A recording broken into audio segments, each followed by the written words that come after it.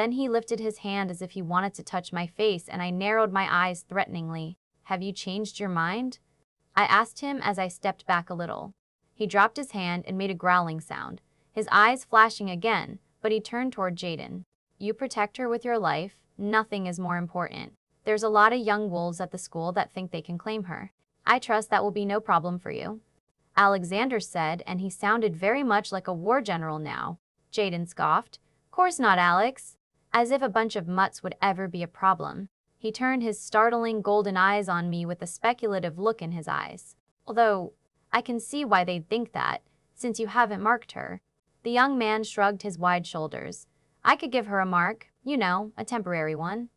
The growl that erupted from Alexander's throat was downright scary, and had me shaking in my clothes, but Jaden didn't seem fazed by it. He just shrugged his shoulders again. "Just saying, it's a lot safer for her if they think she belongs to someone." "I am not letting you mark her, Jay," he said in such a low, deadly voice that Jaden finally took a step back and nodded. "Suit yourself, man. I really, really ought to teach you your place." "You're a royal pain in the ass instead of my loyal subject," Alexander said, but he seemed to relax a little. The comment had a repetitive sound to it, as if he said it all the time to the guy. Jaden just threw back his head and laughed. "You love me, Alex. It's why you keep me around. Admit it." Then he winked and turned to me. "Are you finally getting into the car, or do you feel like taunting your poor mate even longer?" I frowned but decided to obey, and climbed into the back seat of the car, pointedly ignoring the helping hand Alexander held out for me. Sarah jumped in beside me and stuck her tongue out at the two males. "You're so going to be in pain by the end of the day, Mo deart hair," she said before she slammed the door closed on his face. We could both clearly hear Jaden laugh again while he hit Alexander on the shoulder. Bob joined us in the car without a word, and shortly after that Jaden took place behind the wheel and drove off. He followed Alexander's flashy red car out of the drive, and I breathed out in relief when I realized he was going by himself. I suddenly wasn't sure which one of us was going to be in pain by the end of the day.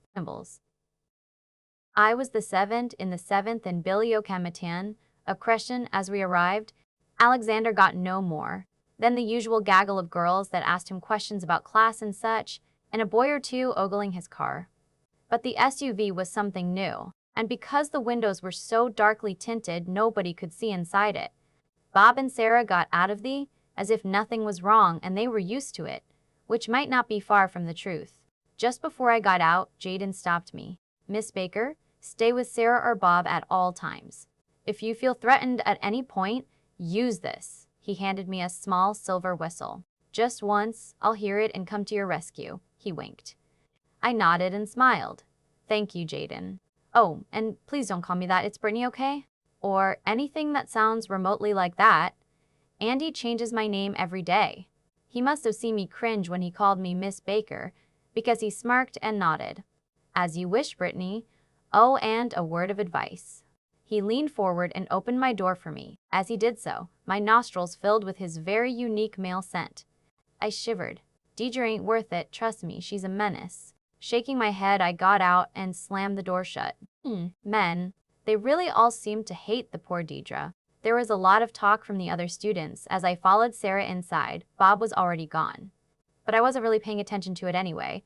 Instead, my mind was on how Andy was doing, and what Deidre had done, or did, that made so many people hate her.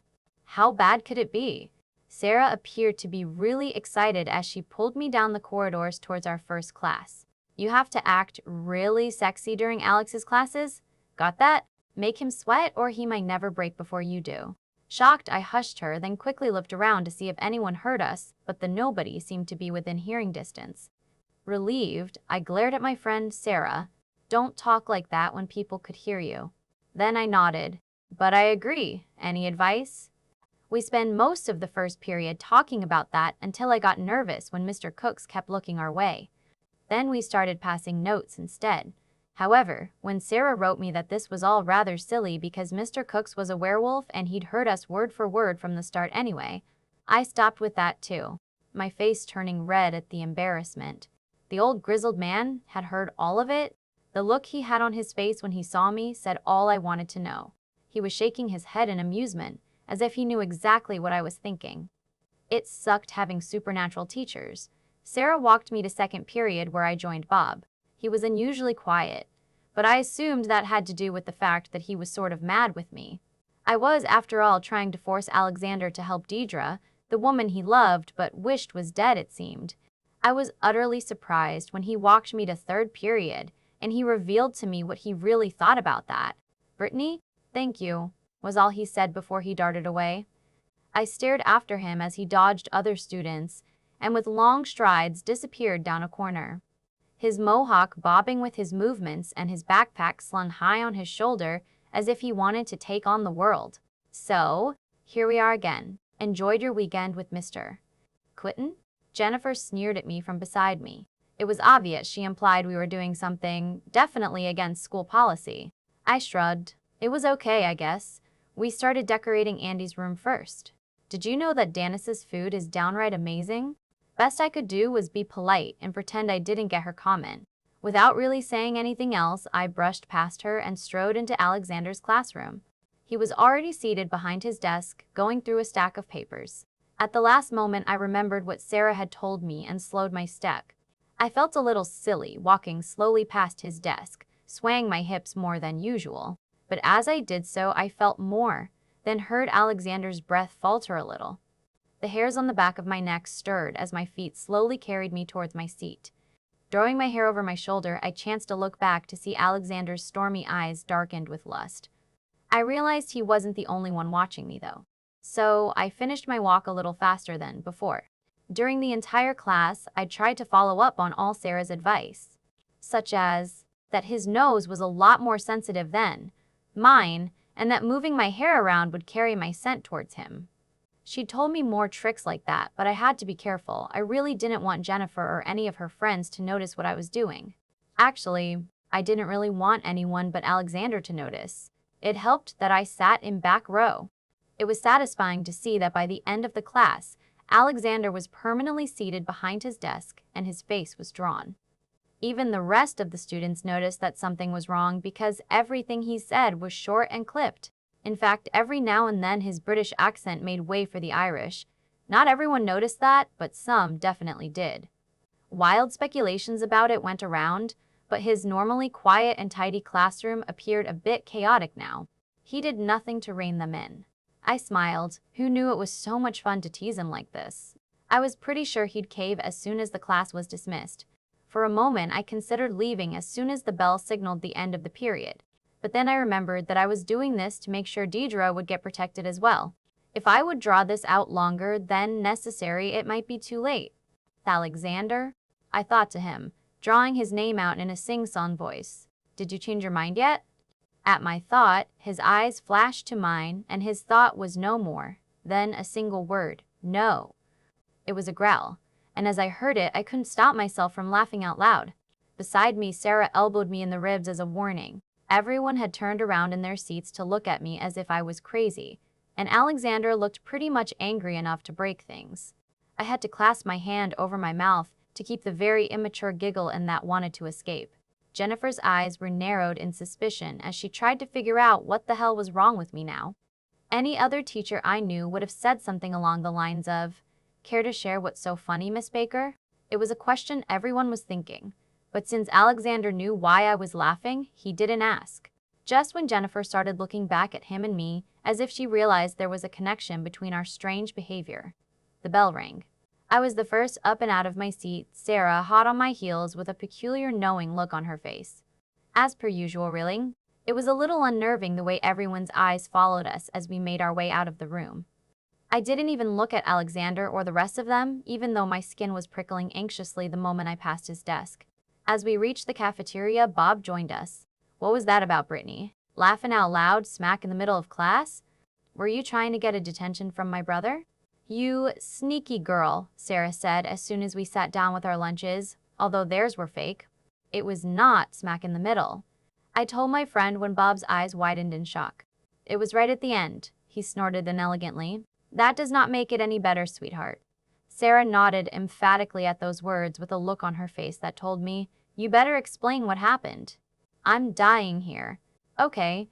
I considered leaving class last so I could tease him more and ask him if he'd changed his mind yet. But then I thought that it would have more impact if I left class first, I explained. Sarah nodded. Hell yeah, it does. You didn't see the look on his face as you left, but I swear, if looks did kill, something would be very dead now. I frowned. The plan was to make him want me so bad that he'd cave and extend his protection to Deidre as well. Not to piss him off, Bob seemed to read my mind. Trust me, you're doing it just right. After biology this afternoon, he'll cave. I wouldn't be surprised if he makes the call before that even. He ignored his sister's completely shocked expression and smiled at me, without opening his mouth. I do believe you were exclaiming something? Right, so I didn't want to draw this out. Every minute counts.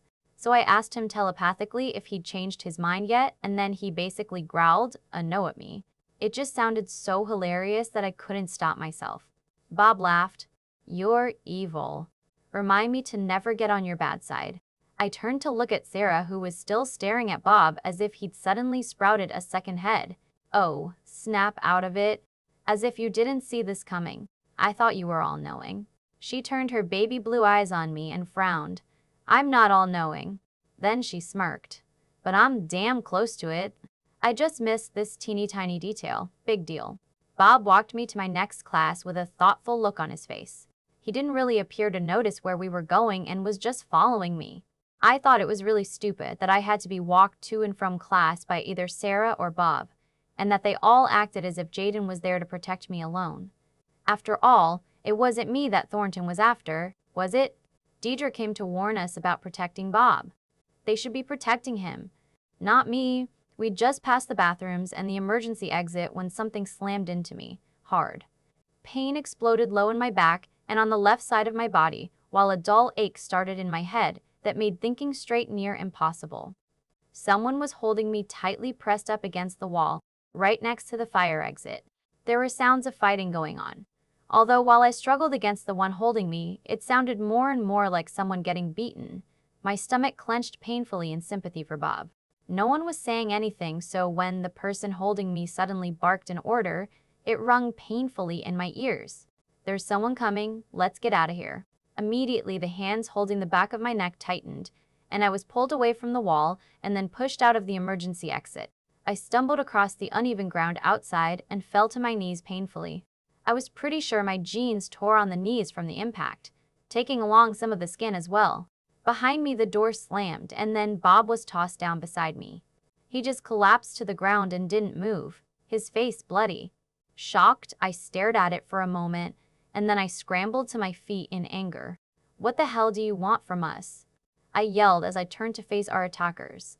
There were 4 boys. I recognized them from several of my classes, but I didn't know any of their names. I did know that they all hung out with Fort a lot. Sure enough, he was the last to step outside with a satisfied look on his face. Hello, Brittany, my love, he said with a smirk. Forgive my men for being so rough, but we had to get your attention somehow, since you've been avoiding me. I felt a shiver run down my spine. I wanted nothing more than to just turn and run away as fast as possible, but I couldn't just leave Bob. At least now I knew it wasn't Thornton trying to kill Bob. Stay away from me, you asshole. I don't want anything to do with you. I told him. My heart was beating wildly in my throat now.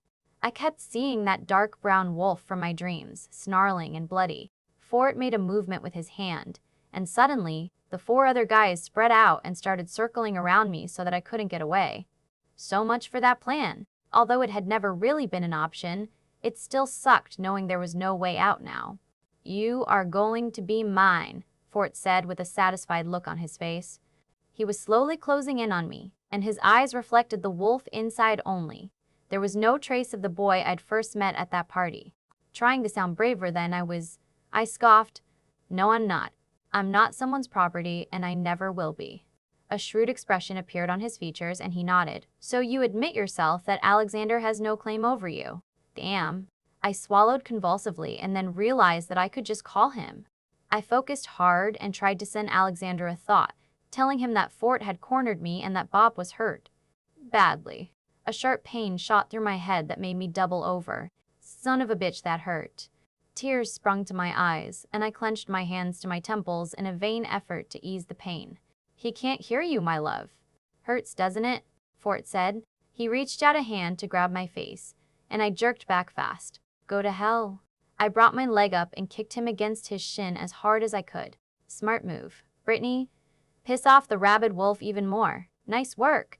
My kick only seemed to enrage Fort because he snarled and then slapped me hard enough to send me sprawling to the ground. I collapsed right next to Bob, and for a moment I didn't feel anything while I heard a ringing sound in my ears.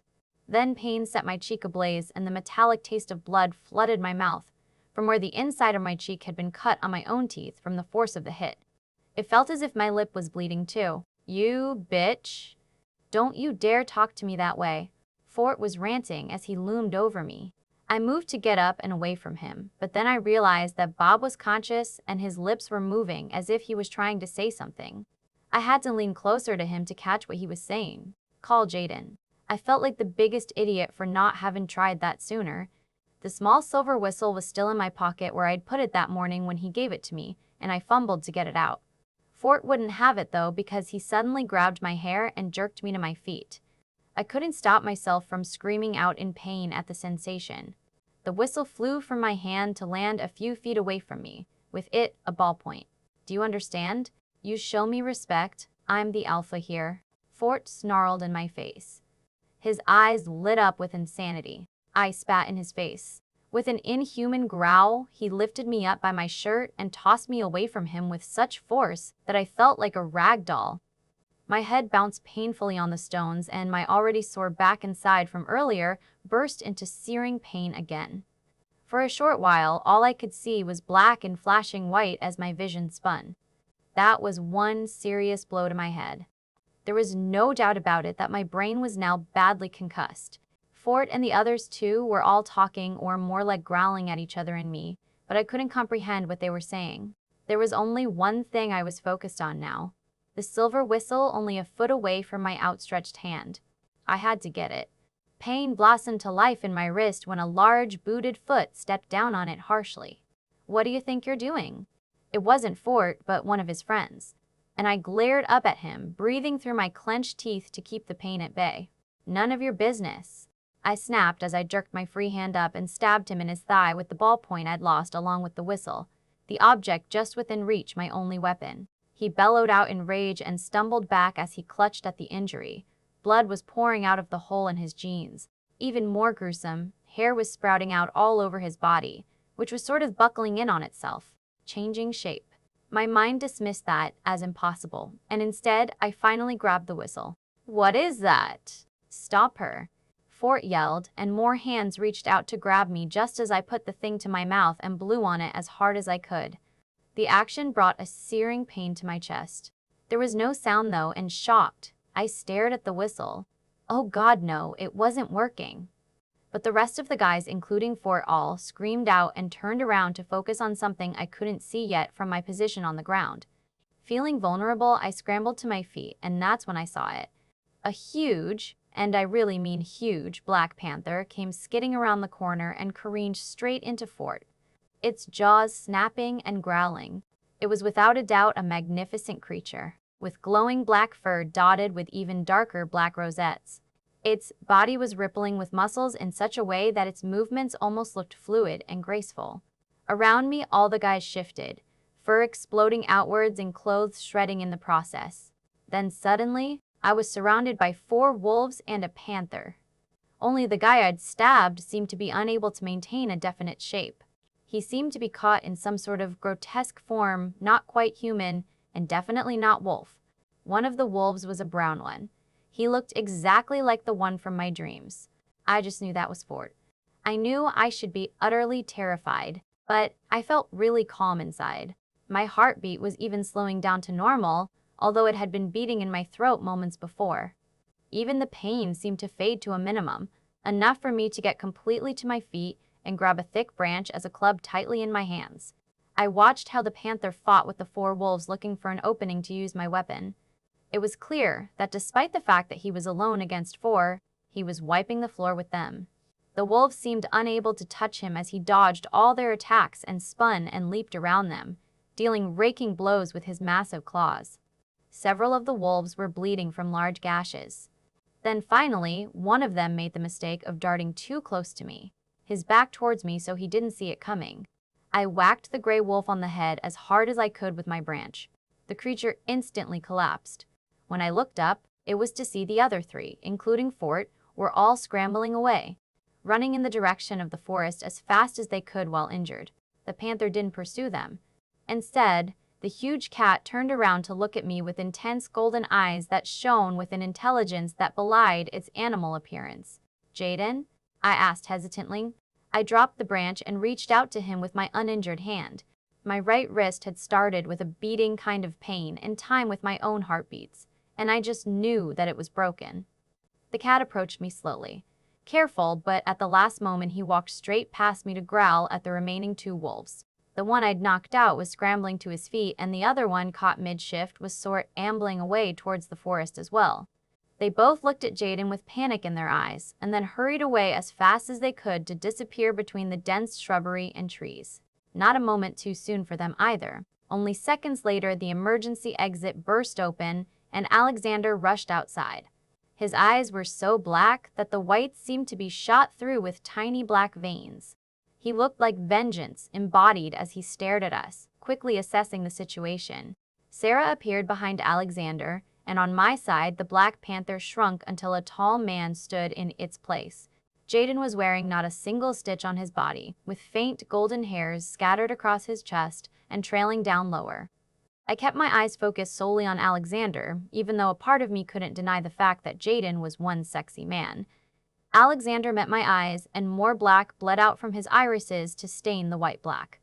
His coffee-colored hair stirred in an unseen breeze, but the eerie light that seemed to accompany his power was absent this time. I shivered, feeling all the pain assault me at once. My wrist was definitely broken, and several ribs had to be bruised from when Fort tossed me. I wouldn't be surprised if I had a concussion as well. My knees buckled and then stung as they hit the ground. Again. If they hadn't been skinned before, they certainly were now, but I couldn't keep myself upright anymore. Now that the fight was over, all the energy was gone. From the corner of my eye, I saw Sarah dart out of the door and straight to Bob, bending over him to help him up and check his injuries. The concern on her face was strong, and it was clear that she absolutely adored her older brother. But all I saw was Alexander striding over to me in long, confident steps. He was with me in the blink of an eye, reaching out to gather me in his arms. His face still dark and drawn, ascetic, the face of a man Saratin called my lord. I tried to dodge his hands even though my body was screaming for his embrace. Actually, not just my body was craving his touch. All of me wanted and needed it. My heart was beating wildly in my throat now, and it wasn't from the pain. Alexander dropped his hands, a frown marring his otherwise perfect features.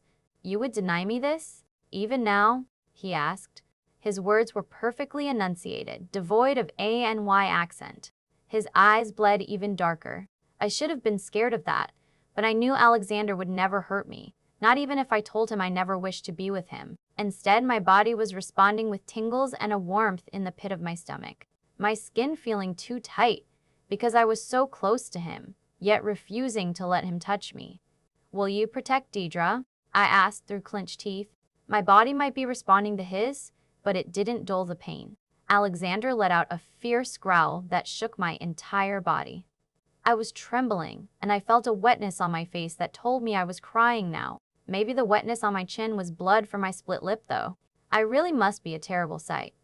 "Will you, Alexander?" I asked again, my voice no more. Then a hoarse whisper. The last bit of white bled to black as he stared at me. Light was slowly flaring to life underneath his skin, his powers rising more visibly to the surface than before. "Brittany," he said. It sounded harsh and stern. Angry. He was already reaching out for me again, and I flinched as I tried to move out of reach. But my muscles didn't respond to my commands. Suddenly, he really was holding me, having moved so fast that I hadn't even seen it. There was just no way I could have moved away in time. It was a struggle to hold myself rigid and not give in to him now. It hurt so bad everywhere. I really wanted to hide in his arms and sleep until I was all better again. But I couldn't give up the fight. I had to make him protect Deidre. Alexander breathed out against my hair. "If you allow me to take care of you the way I want to, I'll extend my protection towards her as well." At those words, I let out a long, tired breath and collapsed completely into him, and he gathered me closer to him. Cradled tightly against his chest, I finally felt safe. Neither Fort or any of his stupid followers could hurt me now. Make the arrangements now, I whispered. Promise me you'll allow me to protect you my way? No fighting? No complaining? Alexander shot back at me even as he smoothed his large hands across my bruised ribs and black and blue side and lower back. The pain seemed to disappear almost immediately, pushed out by a warmth that origi-alexed from his hands. Instantly, my breathing eased.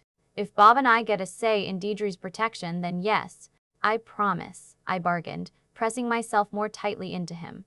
Deal, Alexander whispered. One hand reached up to cup my face. The warmth from his hands pushed away the pain in my cheek and lip immediately. His eyes were back to their stormy gray as he pressed his lips to mine in a tender kiss. We sat like that for a while until my breathing had eased completely and my tears had somewhat dried. Now only the pain in my wrist and knees remained, and that I could definitely deal with it. In Alexander's arms, I could handle that. Only then did Alexander stand up, lifting me to my feet slowly to make sure my legs would support my weight on their own. He didn't let go, though. Instead, he crushed me tightly into his side while he looked around to see what happened to the rest. For God's sake, Jay, put on some clothes, was the first thing out of his mouth, but it sounded like he was faintly amused about it. As you wish, my lord, Jaden said in that intense, low voice of his. For some reason, it made me think of Jennifer. I bet she would describe his voice as orgasmic. Since Alexander had made sure his body was between me and Jaden, I couldn't see what he did, but a short moment later I heard him say, "There, you happy now?" "Sarah, how's Bob?" Alexander asked, ignoring the panther completely. He was using his business voice, and I just knew that he was plotting in his head about what to do next and how to retaliate against the wolves. "He's all right. He could use some of your mojo, though," Sarah said as she moved back a little to show us how battered and bruised Bob's face was. "Can he stand? And does he look like he's just been in a fight with a few boys? Not werewolves?" my mate was asking, even as he skimmed his own eyes over Bob's prone form. It was obvious he'd passed out again. Sarah nodded slowly. "I see. Yeah, I think that would work out." "Jaden, please tell me Samuel is where I told him to be. Get him to bring Deidre to the house and make yourself invisible. I need to report to the humans." Alexander barked at Jaden. Then rapidly he spewed out even more orders. Before the Black Panther left, he said, "I like her, Alex. She's got spirit, took out 2 wolves all by herself. Don't know what she did to one of them, but he was stuck between shapes. Remind me to never cross her." Then he sauntered away as if nothing had happened.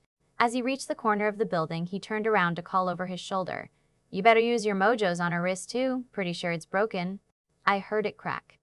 "Your wrist is broken?" Alexander pushed me away from his body so he could look at my wrist. "Why didn't you say so?" Concern creased his forehead as he reached out to envelope the painful and slightly swollen joint with his hand. "Wait," I stopped him. "Isn't it more plausible if I'm hurt too? You can heal it as soon as we get into the car to go home, Brittany. I'm not letting you walk around with a broken wrist if I can help it," he growled angrily. I felt instantly bad for him.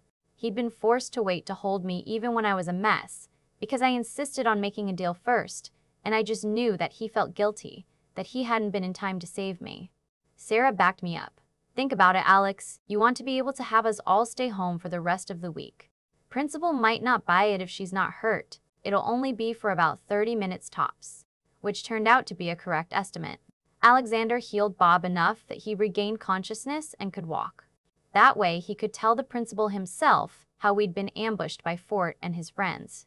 Sarah darted back inside to get the principal and returned in no time with the school nurse and several other teachers besides the man. The nurse cleaned up Bob as best as she could and gave me ice for my wrist, as well as cleaned out the scrapes on my knees. I was to go to the hospital to get x-rays, and then a cast. Probably, but first, I gave a statement to the principal who immediately agreed with Alexander that he'd take us all home for the rest of the week. I wasn't sure if Alexander used his superpowers to accomplish that or not, but I really didn't care. 30 minutes later, I found myself seated in the passenger seat of Alexander's car as he drove me back to the Clitton residence, while Jaden took Bob and Sarah in the SUV. Just before we left, I knew Alexander had reached into the car and healed the rest of Bob's injuries.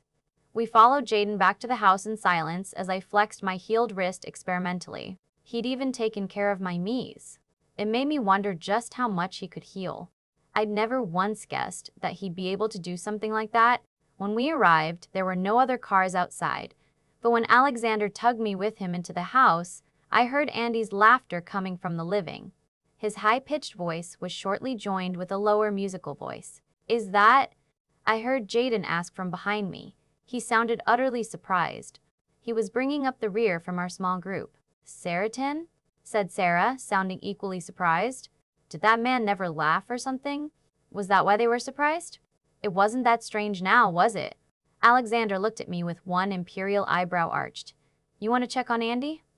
He completely ignored the others and pulled me into the living without another word and without waiting for my answer.